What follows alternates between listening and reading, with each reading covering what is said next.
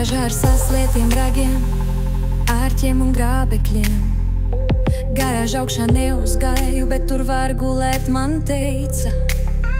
Dēļiem nošūta lauku māja, lievenis ar jumtiņu pārāk šaurs, lai sēžot negaisā nesalītu, bet es tur vienalga sēdētu un skatītos, kā ābelēm ziedus nosit lietus.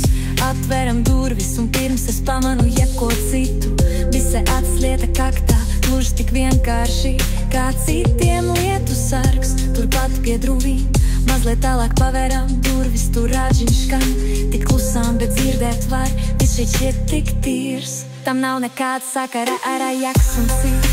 Te visam ir sava vieta, brilles uz galda, gleznas pie sienām, vecais krāns mūrīts, balts kā sniegs, tik tīrs neiekurināts, bet no skata vien silda, šur tur istabas puķis un blakām nevis plastmasas leikan, bet porcelāna karafē ar ziediem tik launies. Nodomāju, man mājās arī šitā vajadzētu, visur tādi mazi sīkumi, tamborēti galdautiņi gultām, palagina tie ar gumijām, tie ar apakšvārkiem.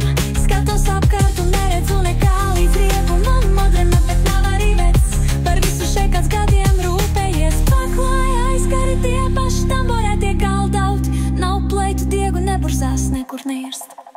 Šeit par visu rūpējās, šeit viss sakopi, man par šeit visam ir savs stāsts, un es zinu, kā rīks skatos apkārt un cenšos tos nolasīt. O, mama, pie viņas mēs atbraukušas, tā nav manējā, bet sajūta, ka tā ir Roma visiem.